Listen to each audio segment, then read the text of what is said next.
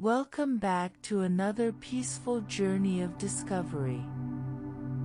Tonight, we're going to explore 100 fascinating facts about something that touches every aspect of our lives but that most of us never truly understand. Money. Not how to get rich quick or investment advice, but the real story of what money is, where it came from, how it works, and why our economic systems function the way they do. This is knowledge that can empower you, but presented in a way that's calming and conducive to rest. So settle into your comfortable bed, adjust your pillows, close your eyes if you'd like, and simply listen. Let these economic facts wash over you gently. There's no pressure to remember everything or become a financial expert tonight. Just let your mind absorb what's interesting and let the rest fade away as you drift peacefully towards sleep. We're going to explore money from its ancient origins to its modern mysteries, all at a pace designed to help you relax. Take a deep, slow breath in and release it gently. And let's begin our journey into the fascinating world of money and economics. Money is not what most people think it is. At its core, money is simply a tool for storing value and facilitating exchange. Before money existed, humans used barter, directly trading goods and services. If you had wheat and needed shoes, you'd find someone with shoes who needed wheat. But this system had obvious problems. What if the shoemaker didn't need wheat? What if your goods were perishable? What if values didn't match evenly?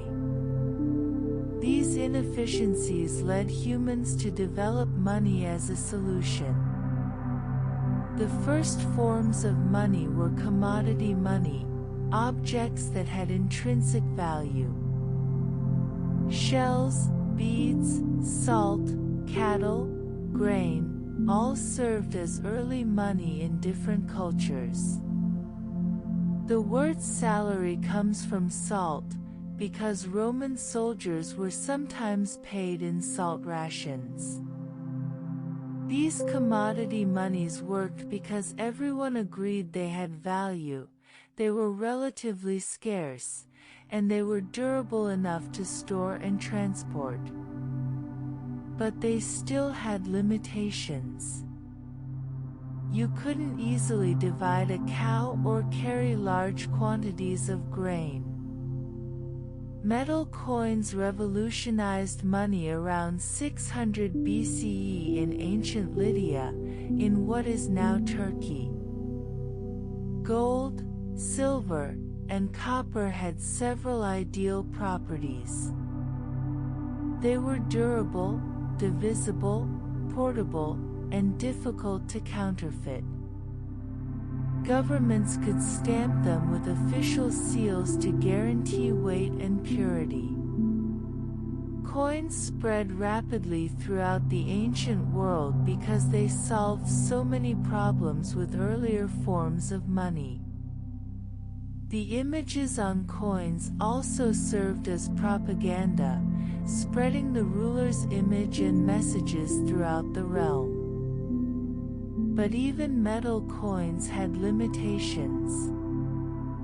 Large transactions required heavy, unwieldy amounts of metal. This led to the development of paper money, first in China during the Tang dynasty around 800 CE. Paper money was initially just a receipt, a promise that you could exchange it for gold or silver stored in a vault. Banks would hold your gold and give you paper certificates that were easier to carry and trade. This was the beginning of representative money, paper that represented something of tangible value. The concept of representative money required trust.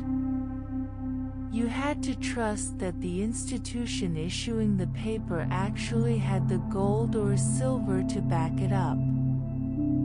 You had to trust that you could exchange the paper for metal whenever you wanted.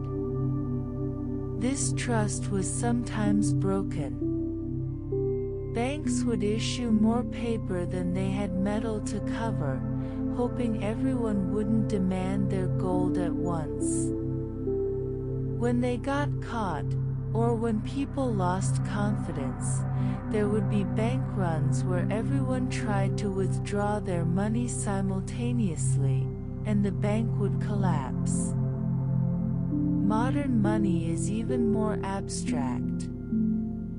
It's called fiat money, from the Latin for, let it be done. Fiat money has no intrinsic value and isn't backed by gold or any commodity. It has value simply because the government says it does and because people trust and accept it. The US dollar has been purely fiat money since 1971, when President Nixon ended the gold standard. Today, dollars, euros, yen, nearly all major currencies are fiat money, backed by nothing but trust in the issuing government. This might sound fragile, but fiat money has significant advantages. Governments can increase or decrease the money supply as needed to manage the economy. They're not constrained by how much gold they have.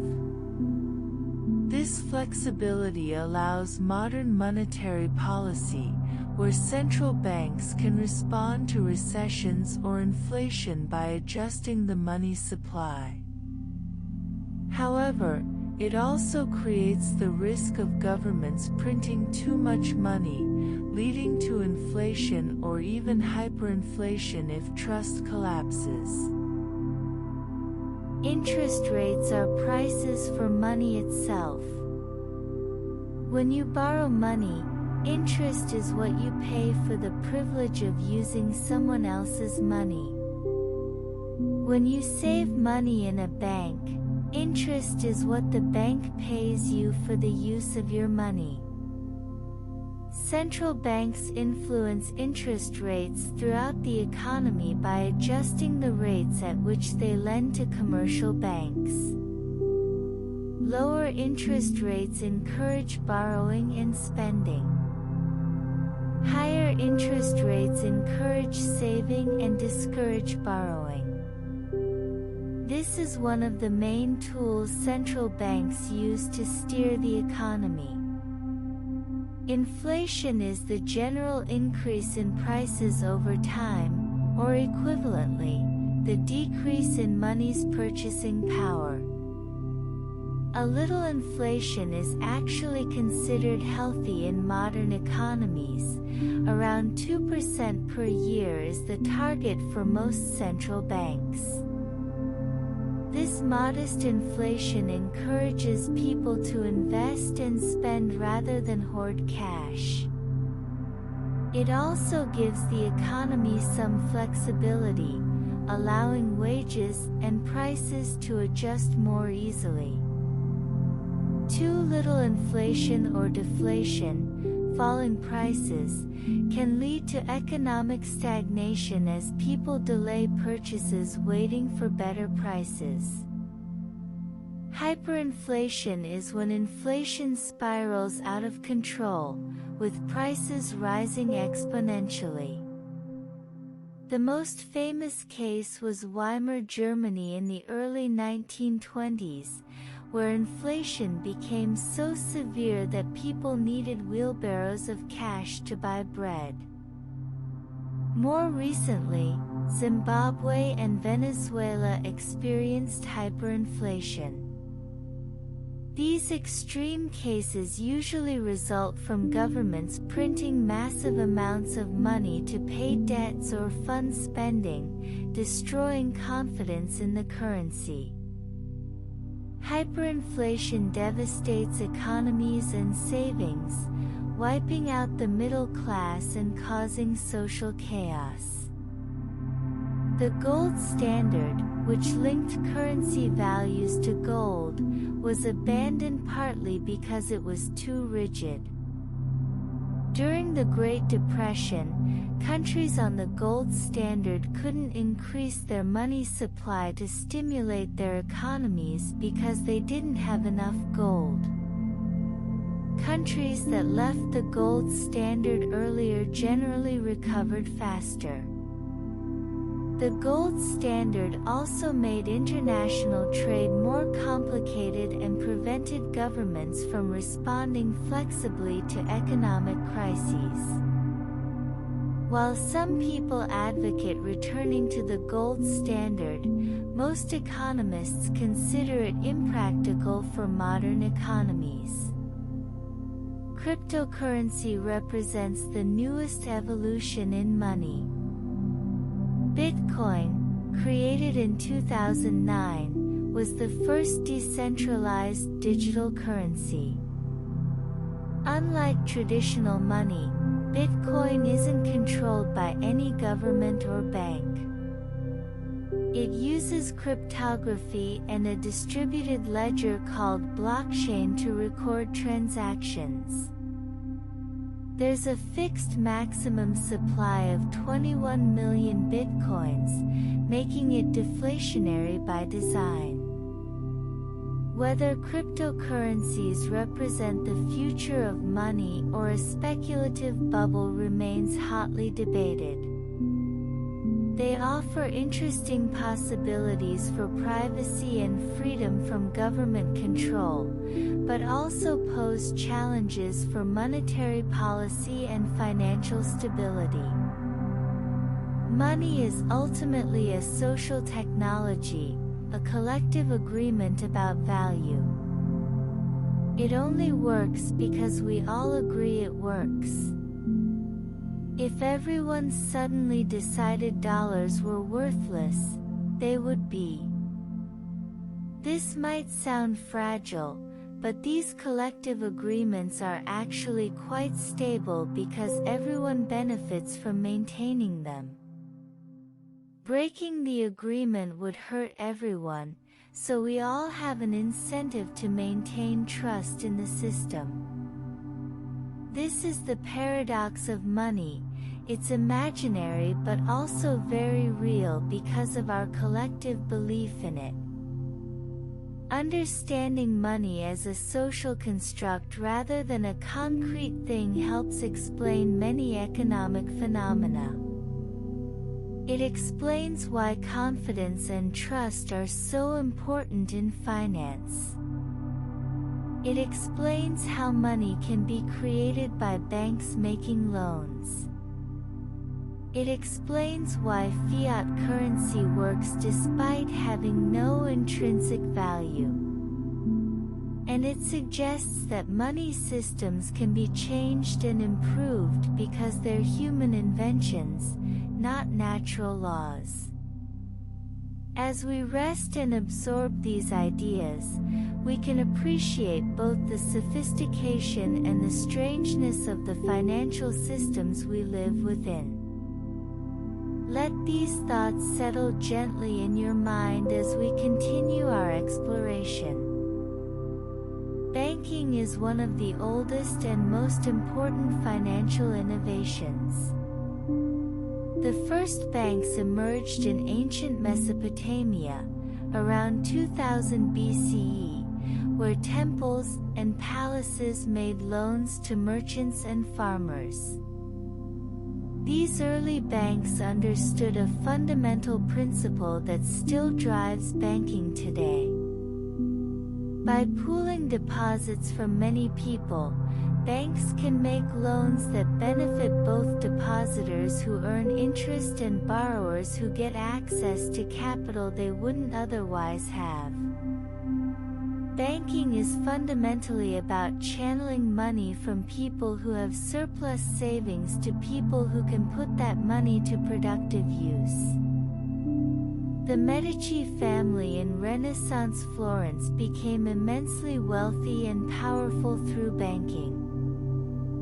They pioneered techniques like double-entry bookkeeping and bills of exchange that made trade easier across long distances. The Medici's banking success financed art, architecture, and the Renaissance itself. This illustrates how banking, when done well, doesn't just make bankers rich. It lubricates the entire economy, making commerce, investment, and cultural flourishing possible. Banking channels money where it can do the most good, at least in theory. Credit is simply the ability to borrow money with the promise to repay it later. Credit is what allows businesses to start or expand before they've earned revenue. It allows people to buy homes decades before they could save the full purchase price. It allows governments to fund major projects like infrastructure or war efforts. Credit, used wisely, accelerates economic activity and improves lives. Used unwisely, it creates crushing debt burdens that can destroy individuals, businesses, and even entire economies. The difference between good and bad credit use is one of the most important financial distinctions. Debt is the flip side of credit. Every loan creates a debt. If credit is a promise to pay in the future, debt is an obligation to pay in the future. Debt has been part of human society for thousands of years, and attitudes toward it have varied widely. Some cultures viewed debt as shameful. Others saw it as a normal part of commerce. Some religious traditions prohibited charging interest on loans, viewing it as exploitation. Modern Western society generally accepts debt as a tool, neither inherently good nor bad, but something to be managed carefully. The history of debt includes some dark chapters. Debtors' prisons, where people who couldn't pay debts were imprisoned, existed in many countries into the 1800s. This seems cruel and counterproductive today. How can someone earn money to pay debt while imprisoned? But it reflected the view that debt was a moral failing, not just a financial transaction gone wrong. Modern bankruptcy laws reflect a more pragmatic view. They allow people and businesses to discharge debts they truly can't pay, giving them a fresh start. This benefits society because it lets people recover and become productive again. Compound interest is one of the most powerful concepts in finance. Albert Einstein allegedly called it the eighth wonder of the world. Compound interest means you earn interest not just on your original investment, but on all the interest you've already earned. Over long periods, this creates exponential growth. $1,000 invested at 7% annual return, with interest compounding, becomes over $14,000 in 40 years without adding a single additional dollar. This is why starting to save early is so powerful. Time is the key ingredient that turns compound interest into life-changing wealth. The same compound interest that builds wealth when you're saving works against you when you're in debt. Credit card debt at 18% interest compounds rapidly if you only make minimum payments. This is why credit card debt can be so dangerous. The debt grows faster than many people realize, and they find themselves owing far more than they originally borrowed. Understanding compound interest is essential financial literacy. It's the difference between money working for you versus you working for money. Mortgages are probably the largest debt most people will ever take on. The word mortgage comes from French and literally means death pledge, which sounds ominous but just means the debt dies when it's paid off or when the property is taken. Mortgages make homeownership accessible to people who couldn't otherwise afford it. A 30-year mortgage at a reasonable interest rate can result in monthly payments that are affordable, even though the total home price is hundreds of thousands of dollars. Over time, as you pay down the mortgage, you build equity, ownership stake in the home. The 2008 financial crisis was largely caused by problems in the mortgage market. Banks made too many loans to borrowers who couldn't afford them, often with predatory terms. These mortgages were packaged into complex financial instruments and sold to investors worldwide. When housing prices stopped rising and borrowers started defaulting, these mortgage-backed securities collapsed in value. Banks and investment firms that held them suffered massive losses. Credit froze up as banks became afraid to lend to each other. The resulting crisis spread from housing to the entire financial system and then to the broader economy, causing the worst recession since the Great Depression. Central banks responded to the 2008 crisis with unprecedented actions. They cut interest rates to near zero.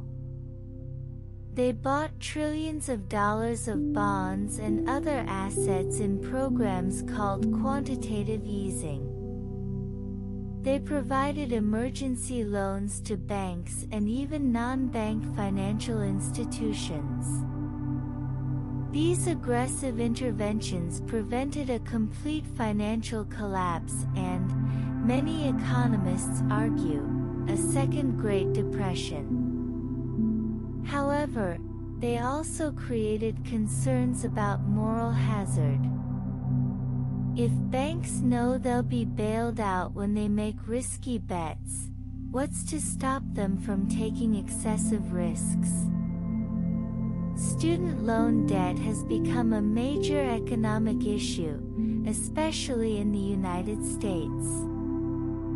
The total student debt exceeds $1.7 trillion, more than credit card or auto loan debt. Unlike most debts, student loans generally can't be discharged in bankruptcy. They follow borrowers for life unless paid off. Rising college costs and stagnant wages mean many graduates struggle with payments for decades. This debt burden affects when people can buy homes, start businesses, or have children. It's reshaping the economic life cycle and causing political debates about whether education should be financed through individual debt or public investment. Sovereign debt is debt taken on by governments. When governments spend more than they collect in taxes, they borrow the difference by issuing bonds. Investors, both domestic and foreign, buy these bonds.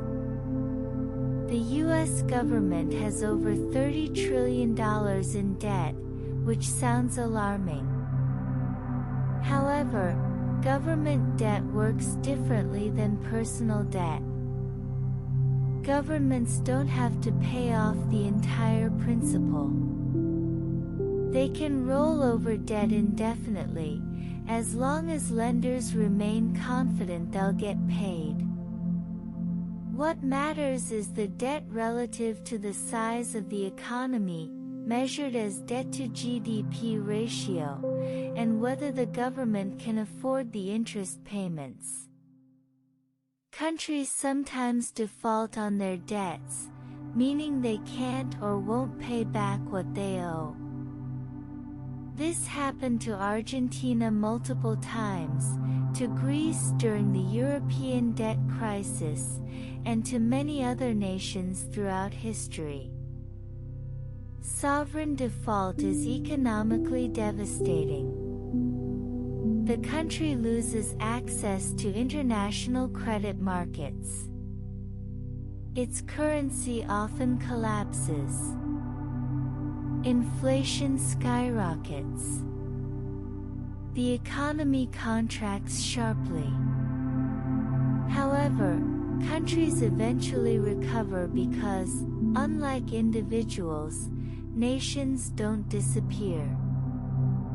After some years of economic hardship and negotiation with creditors, countries can restructure their debts and regain access to credit markets, though at higher interest rates reflecting their history.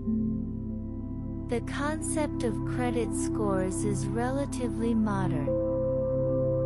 FICO scores in the U.S. were introduced in 1989.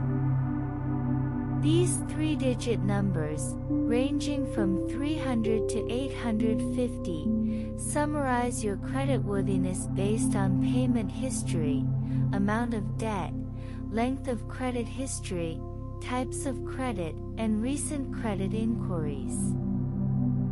A high credit score gets you lower interest rates, easier approval for loans, and better terms. A low score makes borrowing expensive or impossible. Credit scores have become incredibly powerful, affecting not just loan terms but also rental applications, insurance rates, and even employment in some cases. They're a form of financial reputation that follows you. Microcredit or microfinance provides small loans to poor people in developing countries who lack access to traditional banking. The Grameen Bank in Bangladesh, founded by Nobel Prize winner Muhammad Yunus, pioneered this approach. Microcredit lends small amounts, often just tens or hundreds of dollars, to help people start tiny businesses. The repayment rates are remarkably high, over 95%, because borrowers know it's their only source of credit. Microcredit has helped millions escape poverty, though it's not a panacea. Some borrowers take on more debt than they can handle, and interest rates are often high to cover the costs of making many tiny loans. Credit unions offer an alternative to traditional banks. They're not-for-profit cooperatives owned by their members. Any profits are returned to members through better rates and lower fees. Credit unions often provide better terms on savings and loans than big banks, especially for people with less than perfect credit. They tend to be more community-focused and less likely to engage in risky financial speculation. However, they're smaller and may offer fewer services than major banks. The credit union model shows that finance doesn't have to be purely profit-driven. It can be organized cooperatively for mutual benefit. As you absorb these ideas about credit, debt, and banking, notice how they're all based on trust and promises about the future. Every loan is an act of faith that the borrower will repay. Every deposit is trust that the bank will give you your money back. The financial system is an elaborate web of promises, and it works because most promises are kept. When too many promises break, as in 2008, the system can collapse with frightening speed. But most of the time, the system works, channeling money where it's needed and allowing economic activity that wouldn't otherwise be possible. Let these thoughts settle peacefully in your mind as your breathing becomes slower and deeper. Markets are places where buyers and sellers come together to exchange goods and services. The earliest markets were simple, literal places like town squares where farmers would bring produce to sell. Over time, markets became more abstract and sophisticated. Stock markets, bond markets, commodity markets, foreign exchange markets, these are all places where different things are bought and sold, though often the trading happens electronically with no physical location. Markets are the mechanisms through which capitalism allocates resources, theoretically directing them to their most valued uses. Adam Smith, the father of modern economics, wrote in 1776 about the invisible hand of the market. His insight was that when individuals pursue their own self-interest in free markets, they unintentionally benefit society as a whole. A baker doesn't bake bread out of benevolence but to earn money. Yet in pursuing profit, the baker provides bread that the community needs. Multiply this across millions of people and countless transactions, and you get a complex economy that somehow manages to coordinate production and distribution without central planning.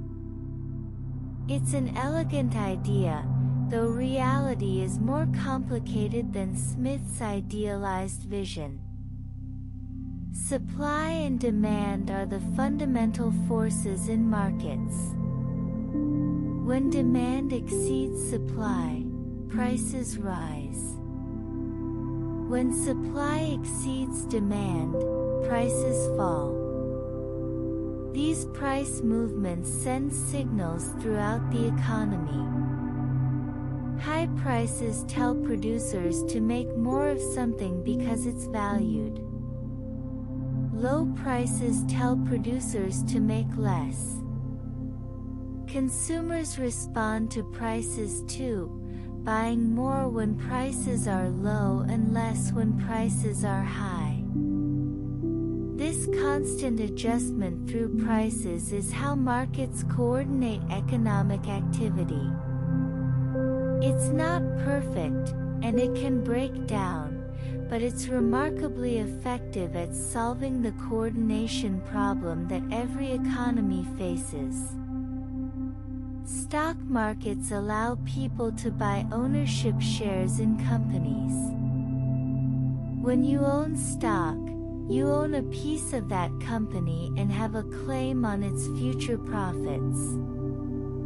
Stock prices reflect what investors collectively believe about a company's future prospects. If a company is expected to grow and profit, its stock price rises as investors buy shares. If prospects dim, the price falls as investors sell. The stock market serves an important function. It allows companies to raise capital by selling shares and allows investors to share in companies' success. It also provides liquidity, the ability to quickly convert shares to cash. The stock market has produced tremendous wealth over the long term. Despite crashes and bear markets, the overall trend for major stock indices like the S&P 500 has been upward over decades. An investment in the S&P 500 in 1980 would have grown more than 50-fold by 2020, even including the crashes of 2000 and 2008.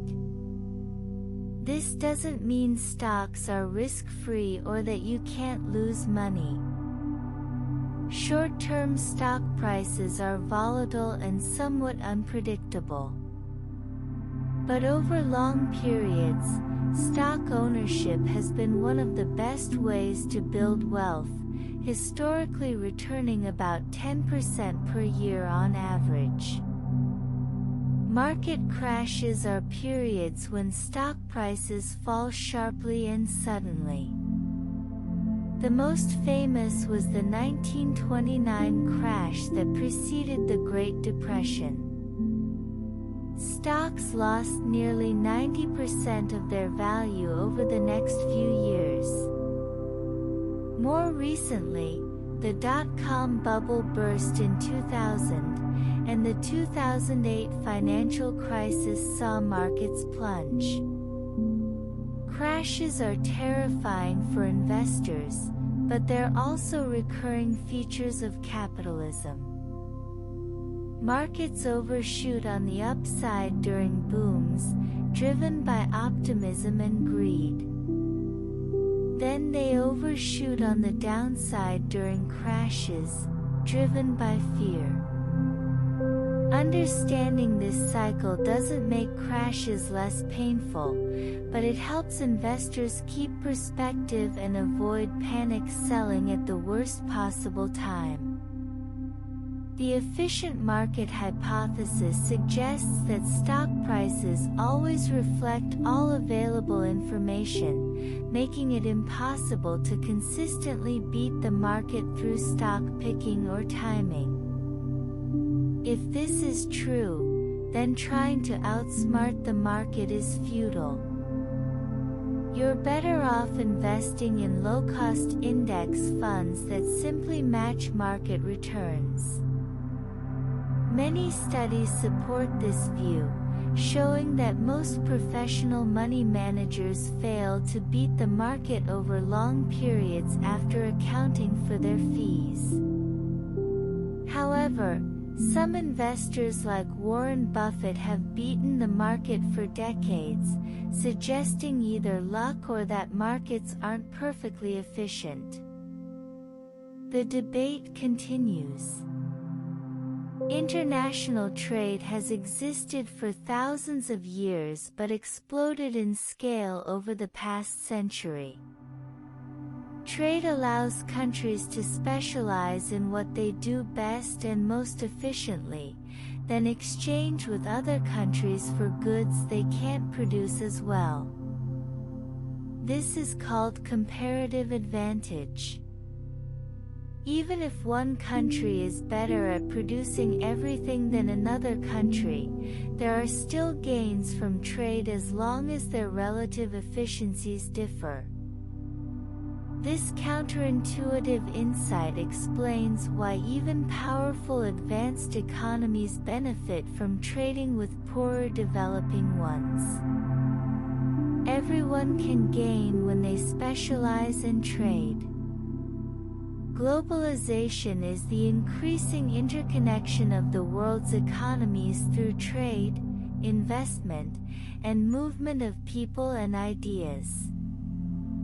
A smartphone might be designed in California, assembled in China from components made in a dozen countries, and sold everywhere. This global supply chain has made many goods cheaper and more available, improving living standards globally. However, globalization has also brought challenges. Jobs move from high-wage to low-wage countries. Entire industries can collapse in regions that can't compete. Income inequality within countries has increased even as inequality between countries has fallen. The benefits and costs of globalization are distributed unequally. Exchange rates determine how much one currency is worth in terms of another. If the exchange rate is $1.2 per euro, then 1 euro buys $1.2. Exchange rates fluctuate based on supply and demand for currencies, which in turn depends on trade flows, interest rates, inflation rates, and political stability. A strong currency makes imports cheaper but hurts exporters. A weak currency helps exporters but makes imports more expensive. Governments and central banks sometimes intervene in currency markets to influence exchange rates, though this is controversial and not always effective. Tariffs are taxes on imported goods. Countries impose tariffs to protect domestic industries from foreign competition, to raise government revenue, or as political leverage. Economists generally argue that tariffs reduce overall welfare by distorting markets and reducing trade.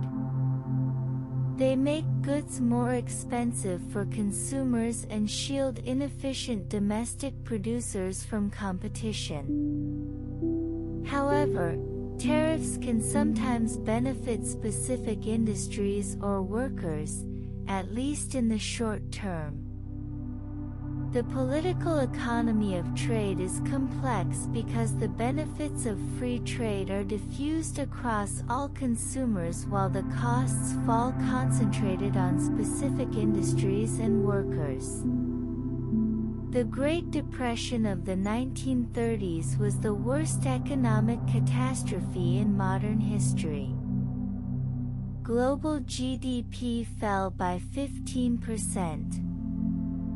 Unemployment reached 25% in the U.S.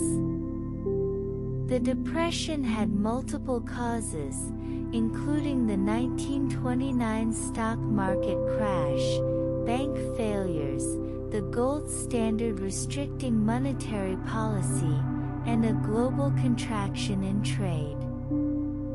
The human suffering was immense. Millions lost jobs, homes, and savings. Soup kitchens fed the hungry. Shantytowns called Hoovervilles sprang up. The Depression only truly ended with World War II, which brought massive government spending and full employment. The Depression shaped economics and policy for generations, making governments more willing to intervene in economies to prevent such disasters. Keynesian economics, developed by John Maynard Keynes in response to the Depression, argues that governments should actively manage economies through fiscal policy. During recessions, when private demand falls, governments should increase spending or cut taxes to stimulate demand and create jobs. During booms, they should do the opposite, running surpluses to cool overheating economies. This was revolutionary because conventional wisdom said governments should always balance budgets.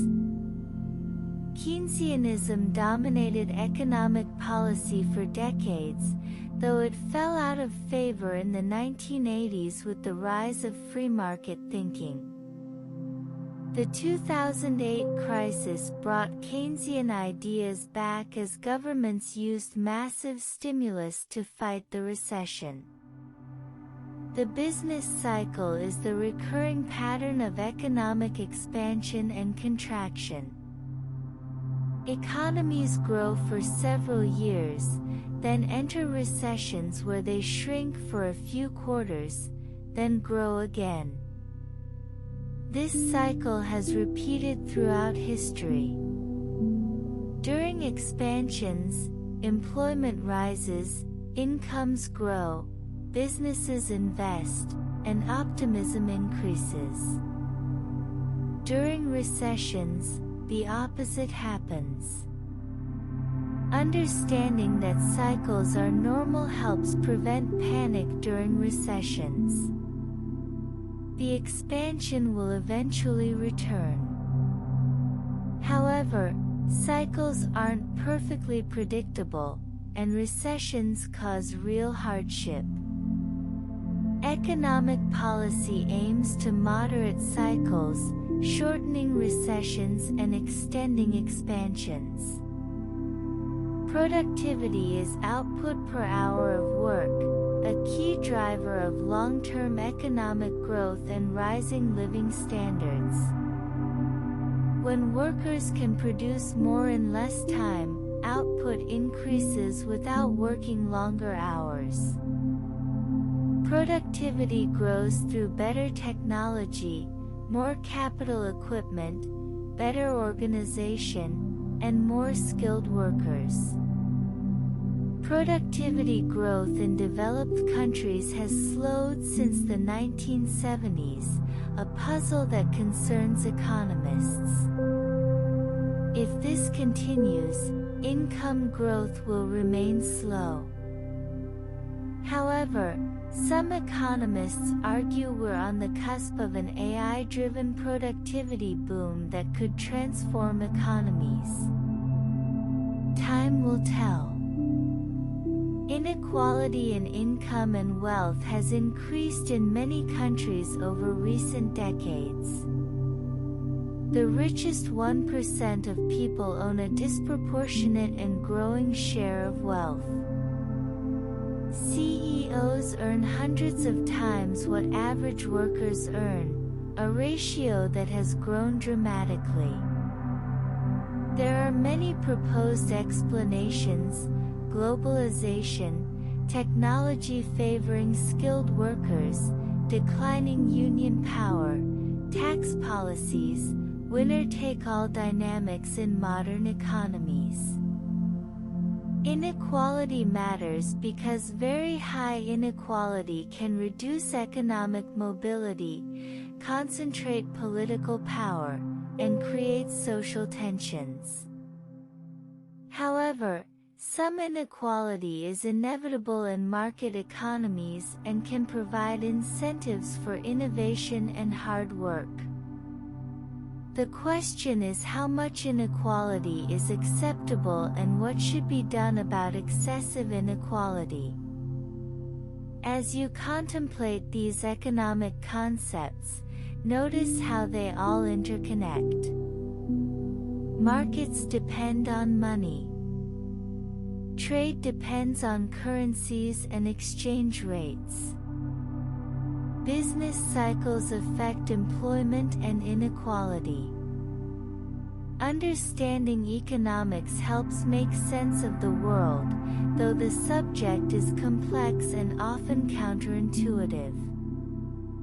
Economic outcomes emerge from millions of individual decisions interacting in intricate ways.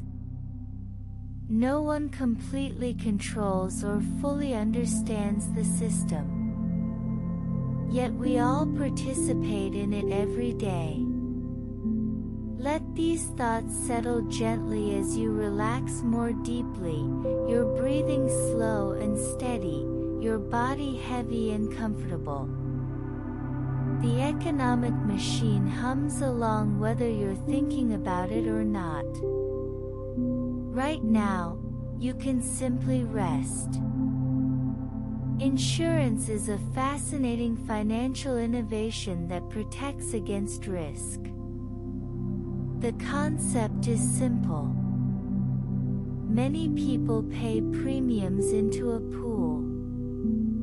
The few who experience losses, a house fire, a car accident, a health crisis, are paid from the pool. Insurance works because risks are pooled. While any individual can't predict if they'll have a loss, over large groups, losses become predictable.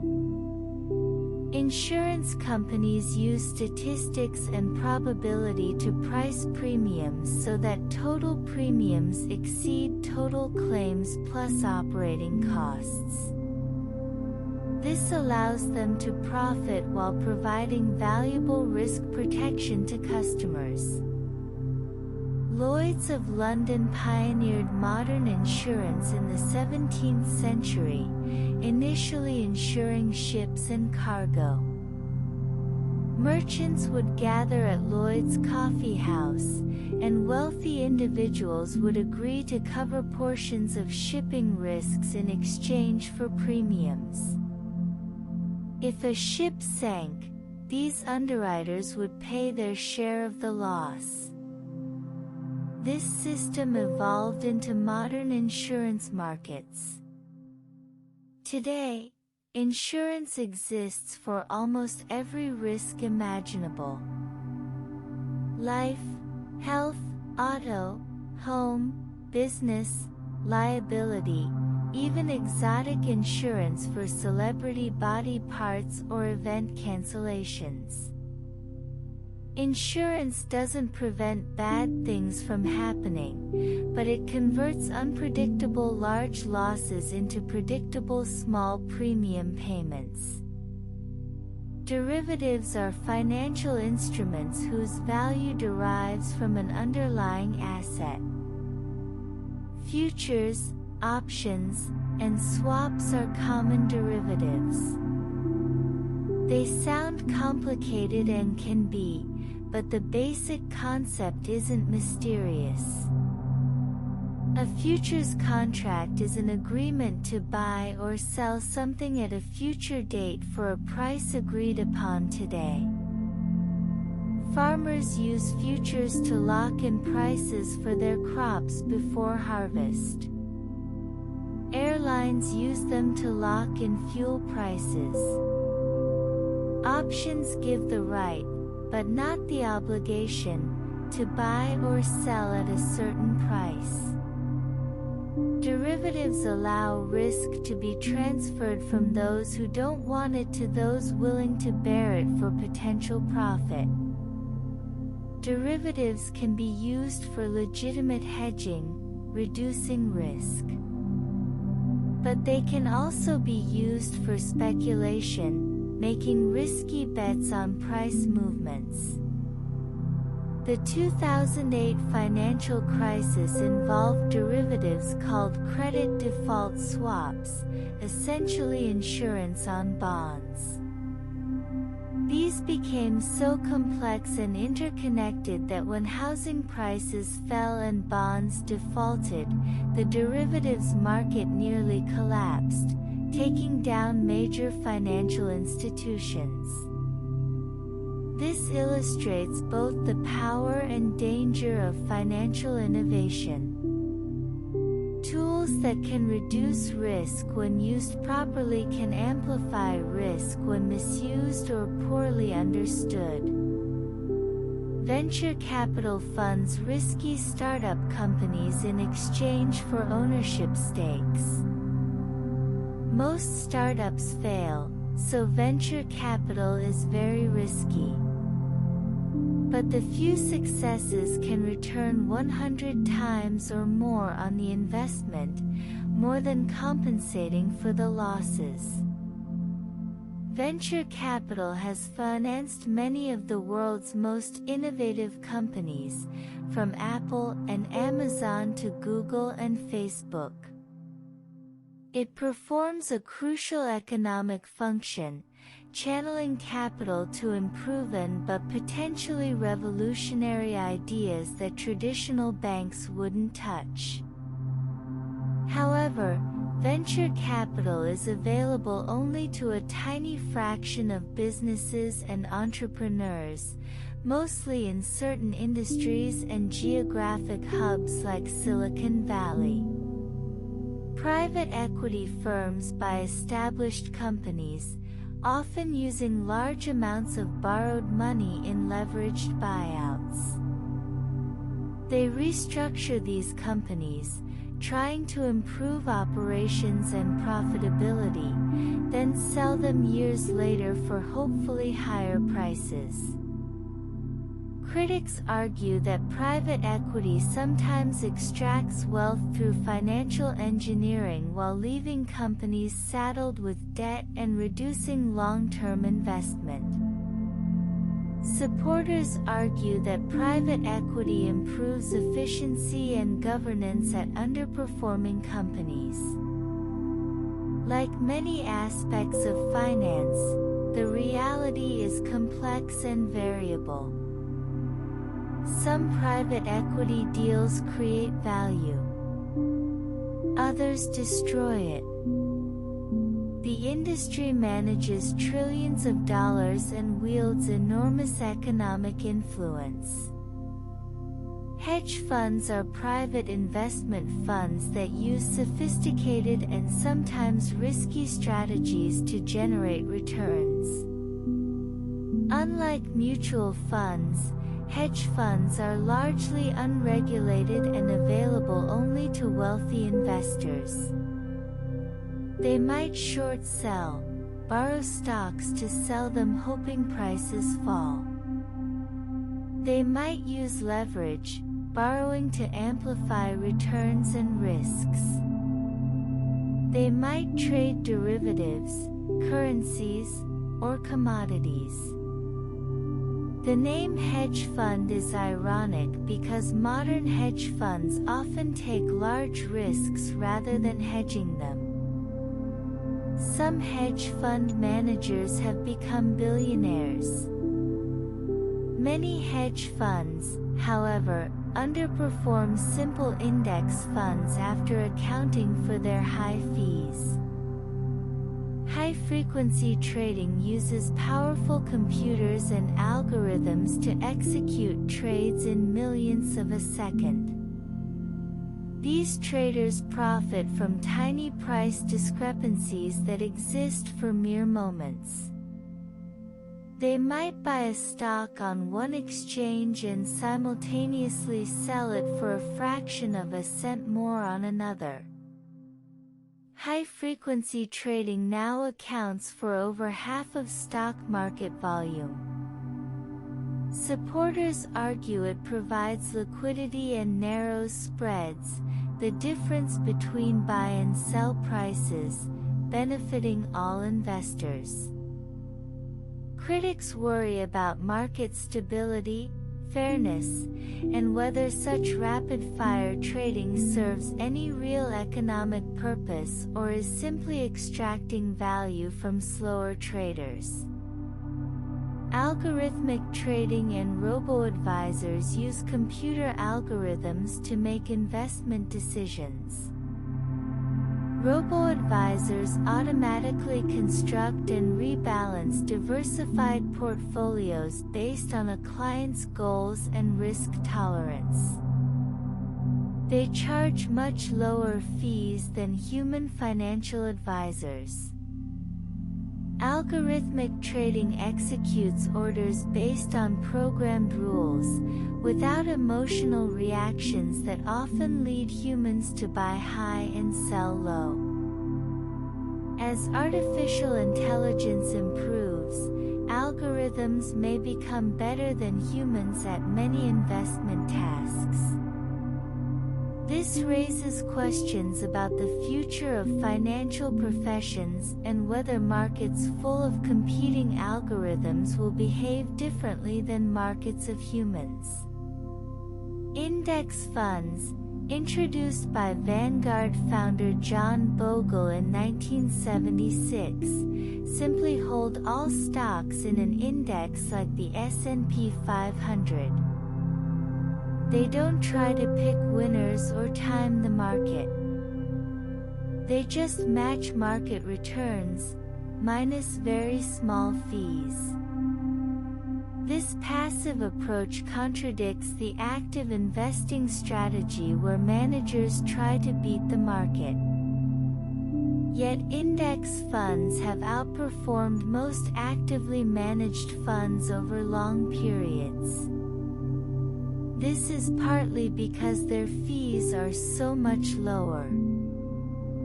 Bogle's innovation has saved investors trillions of dollars in fees and shifted vast amounts of money from active to passive investing, fundamentally changing the investment industry.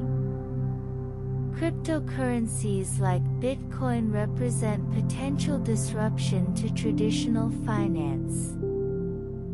They offer peer-to-peer transactions without intermediaries like banks. They offer potential privacy and freedom from government control.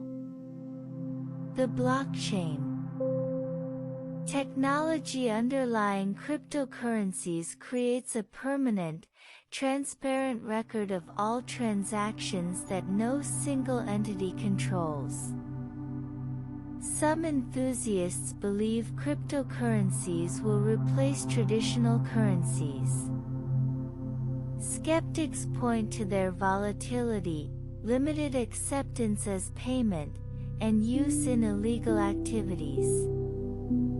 Governments and central banks are now exploring their own digital currencies, trying to capture the benefits of cryptocurrency technology while maintaining government control over money. Blockchain technology has applications beyond cryptocurrency. A blockchain is simply a distributed ledger, a record of transactions maintained across many computers rather than in one central database. This makes it very difficult to alter records fraudulently. Blockchains could track supply chains, verify identities, record property ownership, or facilitate smart contracts that execute automatically when conditions are met. Whether blockchain becomes as transformative as the internet or remains a niche technology is still unclear.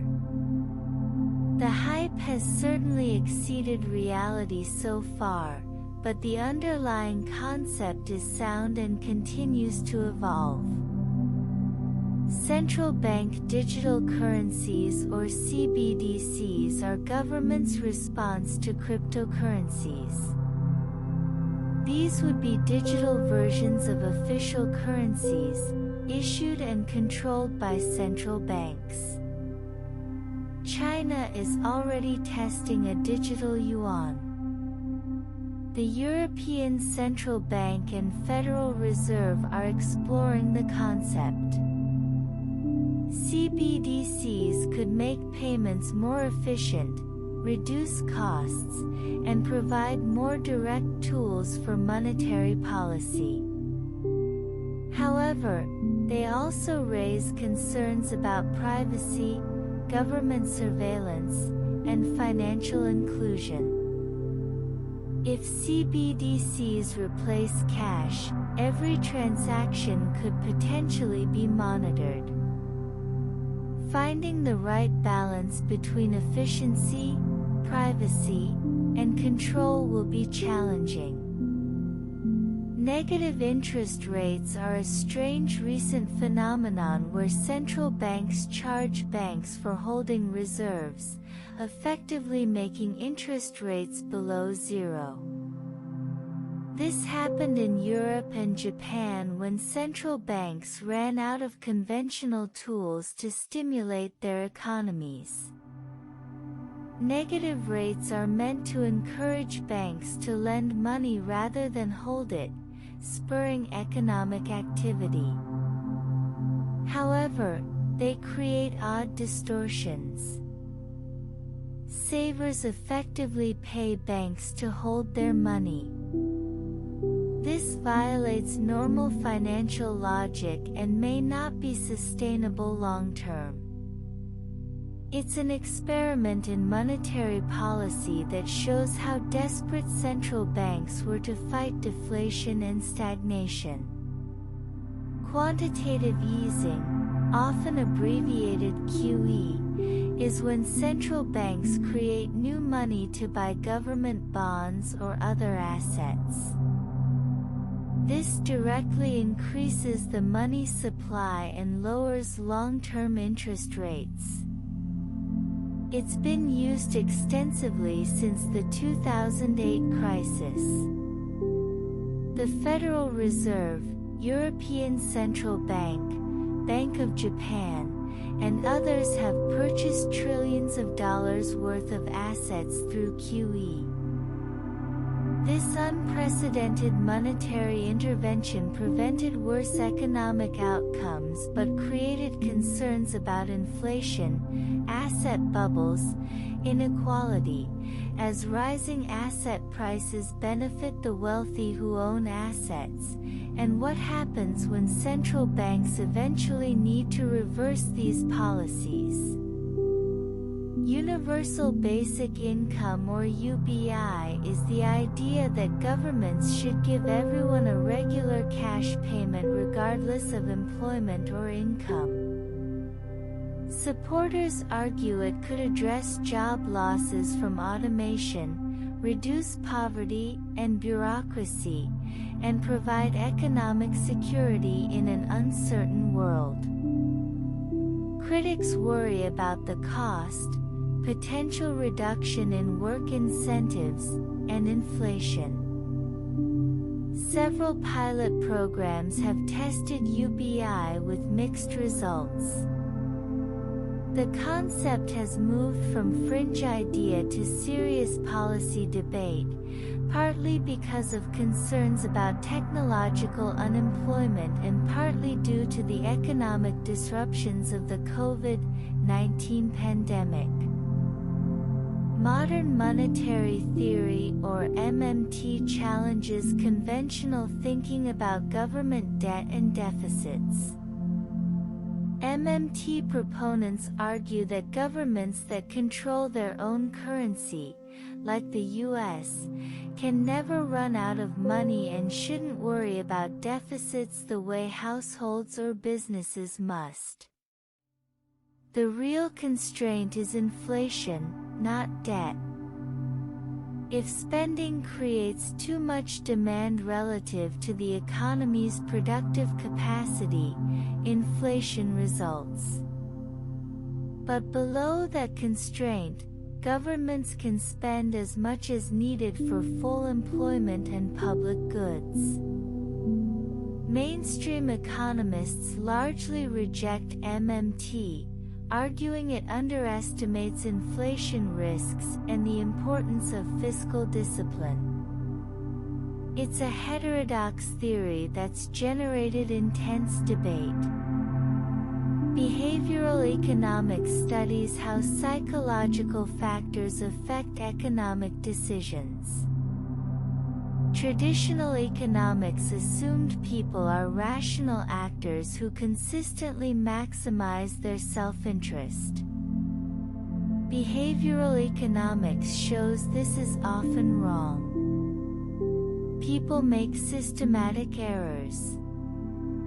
They're overconfident, loss-averse, influenced by framing and defaults, unable to delay gratification, and prone to herd behavior.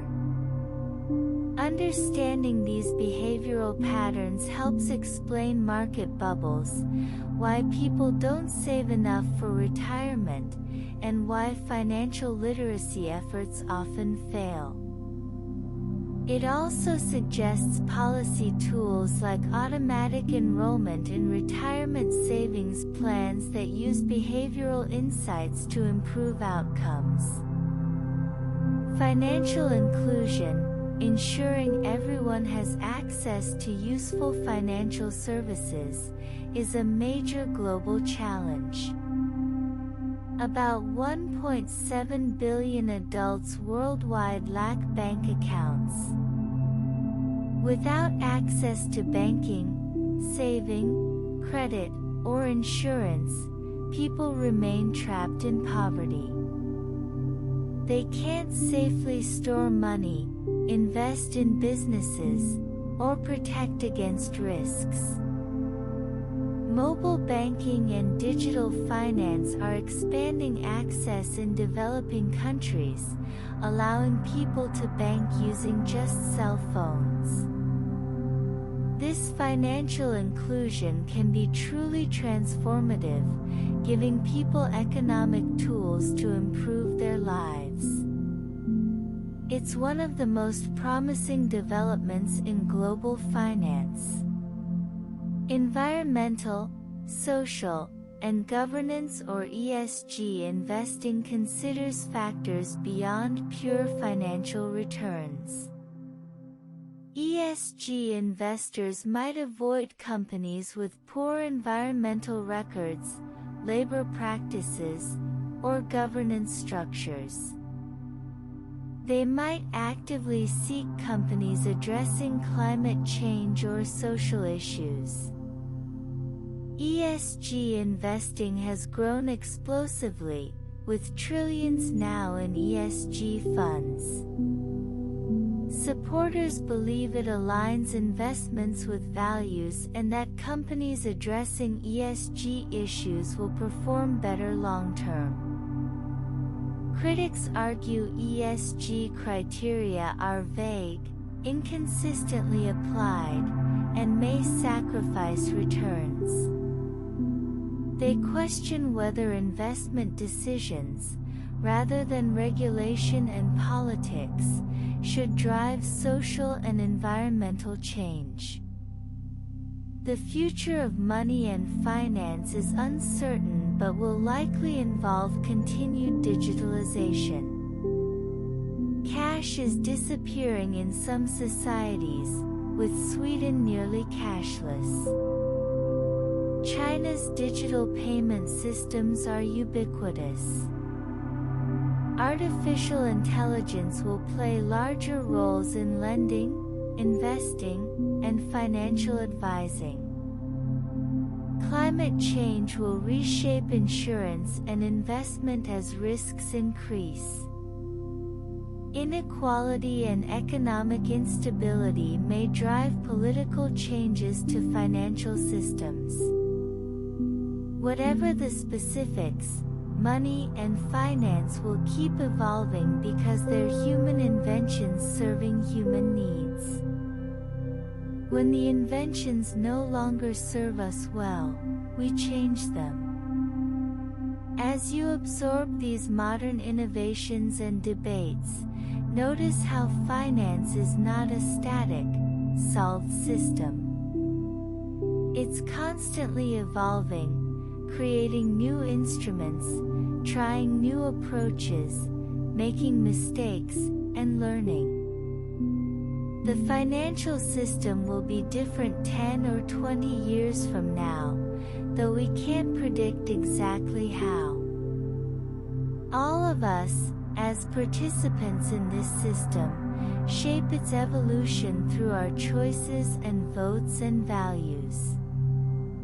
But right now, you don't need to solve these complex problems or predict the future. You can simply rest, comfortable in knowing that you understand a bit more about how money works, and that's enough for tonight. Let these thoughts fade as sleep draws nearer. Let's bring all this macro knowledge about money down to the personal level, to how these principles affect individual lives and choices. Personal finance is where economic theory meets daily reality. Understanding money at the personal level is empowering. It gives you more control over your life and future. Even small improvements in financial knowledge and behavior can compound into major improvements in outcomes over decades. The most important personal finance principle is to spend less than you earn. This sounds obvious, yet many people struggle with it. The difference between income and spending is your savings rate, and it's the foundation of all wealth building. If you spend everything you earn, you'll never build wealth no matter how much you make. If you save even a modest percentage, wealth accumulates over time through compound interest. Increasing your savings rate from 10 to 15% might not feel like much today, but over 30 years, it can mean hundreds of thousands of dollars more in retirement savings. An emergency fund is savings set aside for unexpected expenses or income loss. Financial advisors typically recommend 3 to 6 months of expenses in an easily accessible account. This emergency fund provides financial resilience. If you lose your job, have a medical emergency, or need urgent car repairs, you can handle it without going into debt. Having this cushion reduces financial stress enormously. It means a crisis is an inconvenience rather than a catastrophe. Building an emergency fund should be the first financial goal before investing or paying off low-interest debt. Budgeting is simply planning and tracking income and spending. It sounds tedious, but knowing where your money goes is powerful. You can't improve what you don't measure. Many people are surprised when they actually track spending and realize how much goes to small, forgettable purchases that add up. A budget isn't about restriction and deprivation. It's about conscious spending aligned with your values and goals. If travel is important to you, budget for it and spend less on things that matter less. A budget is permission to spend guilt-free on what matters because you know it's planned for. The order of financial priorities generally follows a pattern. First, cover basic needs, housing, food, utilities. Second, build an emergency fund. Third, get any employer match on retirement contributions, it's free money. Fourth, pay off high-interest debt like credit cards. Fifth, increase retirement savings. Sixth, save for other goals like a house down payment. Seventh, pay off lower interest debt like mortgages. Eighth, invest in taxable accounts. This sequence maximizes financial well-being for most people, though individual circumstances vary.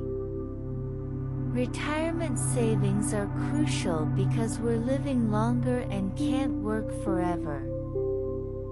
Social Security will help but likely won't provide a comfortable lifestyle alone.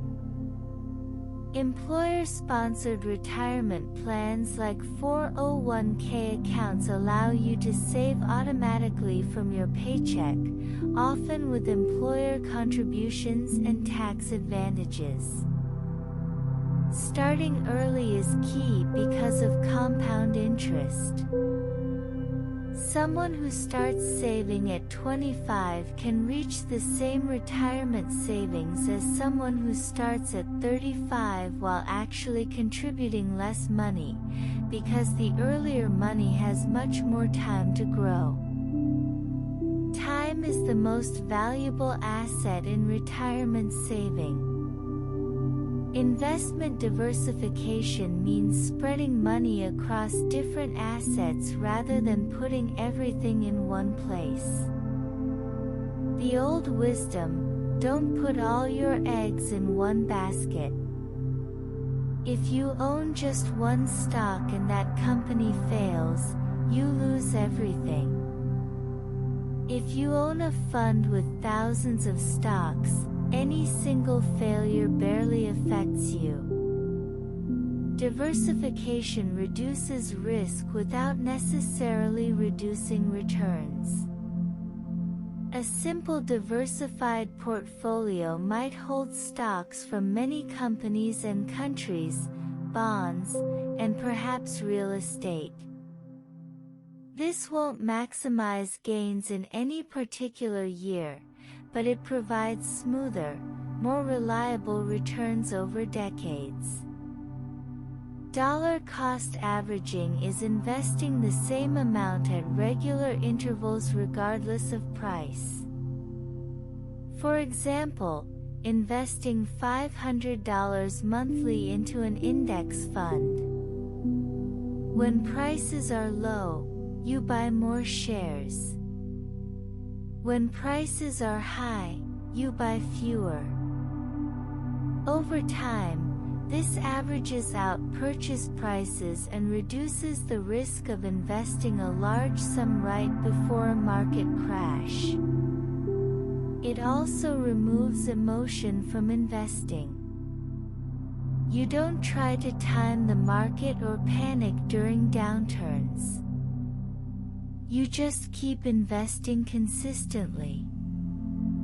For most people investing for retirement, this is a better strategy than trying to buy low and sell high.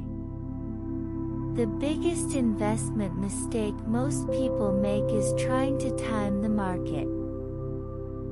Selling during market drops and buying during rallies.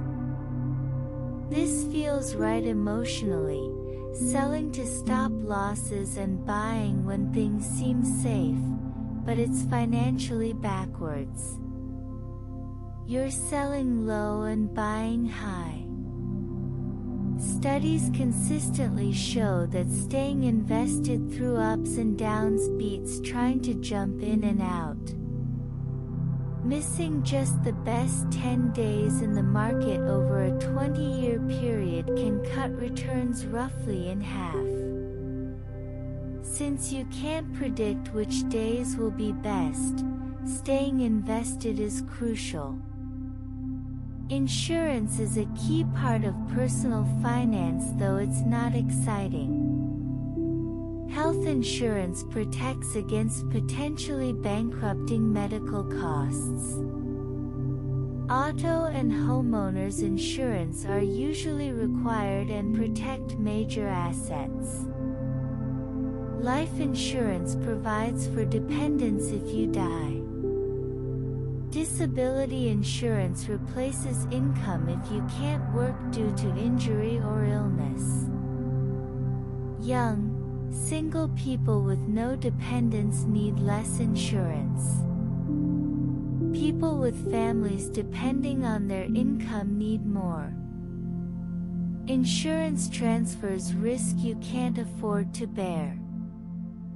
The premiums are a cost, but they buy peace of mind and financial protection. Estate planning ensures your wishes are carried out if you die or become incapacitated. A will directs how your assets are distributed. Without one, state law decides, which may not match your wishes. A living will expresses medical treatment preferences. A power of attorney names someone to make decisions if you can't. For larger estates, trusts can reduce taxes and give more control over how assets are used. Estate planning sounds morbid, but it's a gift to your loved ones. It prevents confusion, conflict, and legal headaches during an already difficult time. Financial literacy, understanding basic personal finance concepts, is crucial yet often lacking. Many people don't understand compound interest, inflation, risk diversification, or how credit scores work. This knowledge gap leads to poor decisions, unnecessary debt, inadequate retirement savings, and vulnerability to scams. Financial literacy should be taught in schools but often isn't. Adults can educate themselves through books, courses, or even straightforward online resources. The investment of time to understand personal finance returns dividends throughout life. An hour spent learning about retirement accounts can easily be worth thousands or tens of thousands of dollars over a lifetime. Money can't buy happiness directly, but research shows it does matter for well-being up to a point. Below about $75,000 annual income in the U.S., more money clearly improves happiness, presumably because it relieves financial stress and allows basic needs and some comforts. Above that threshold, more money has diminishing returns on happiness. Experiences tend to bring more lasting happiness than material possessions. Financial security, having enough, matters more than maximizing wealth. The wealthiest people aren't necessarily the happiest. This suggests working obsessively to maximize income beyond what provides security and comfort may not be worth the sacrifice of time, relationships, and health. The relationship between money and purpose is important. Money is a tool, not an end in itself. What's it for? Early retirement, supporting family, giving to causes you believe in, starting a business. The answer differs for each person and shapes financial decisions. Someone aiming for early retirement needs to save aggressively. Someone prioritizing experiences might spend more on travel. Someone focused on impact might emphasize charitable giving. Understanding your financial purpose provides motivation and direction. It transforms budgeting from deprivation into purposeful planning. Financial mistakes are normal and forgivable. Everyone makes them. The important thing is to learn, adjust, and keep going. Bought something you regret? Took on too much debt? Failed to save? These are learning experiences, not permanent failures. Financial wellness is a lifelong journey, not a destination. You won't make perfect decisions, and that's okay. What matters is the overall trajectory, Are things generally improving? Are you learning and making better choices? Perfection isn't required. Consistent effort in the right direction is enough. As our exploration of money comes to an end, I hope you've gained some useful knowledge and perspective. Money is important, certainly. It affects almost every aspect of modern life. But it's also just a tool, a human invention to facilitate exchange and store value. It serves us when we understand it and use it wisely. It controls us when we don't understand it or when we make it more important than it should be. You now know more about how money works, from its origins to modern finance to personal applications. That knowledge is valuable, and it's yours to use. But for tonight, you can release all these thoughts. You don't need to make any financial decisions right now. You don't need to worry about money or solve economic problems. All of that can wait for tomorrow. Right now, the only thing that matters is rest. Your body is comfortable, heavy with relaxation. Your breathing is slow and easy. Your mind is quiet, letting go of the day and these many facts you've absorbed. Some you'll remember. Others will fade. And that's perfectly fine. Money continues to circulate through the economy while you sleep. Markets open and close around the world. People work and trade and save and spend. The great economic machine keeps turning. But you can simply rest. You've done enough for today. You've learned something valuable. And now you can release everything and drift into peaceful, deep, restorative sleep. Feel yourself sinking deeper into your bed with each breath. Each exhale carries away more tension, more thought, more wakefulness. Your mind is becoming quieter and quieter, like a lake settling into stillness after the wind stops. Thoughts arise less frequently and matter less when they do. You're crossing that threshold from waking to sleeping, from thinking to dreaming, from effort to pure rest. Sleep is here now, surrounding you, embracing you, taking you gently into its peaceful darkness. You are safe. You are comfortable. You are deeply, completely at rest. Let go of everything. Let sleep take you wherever it wants to take you. Trust the process.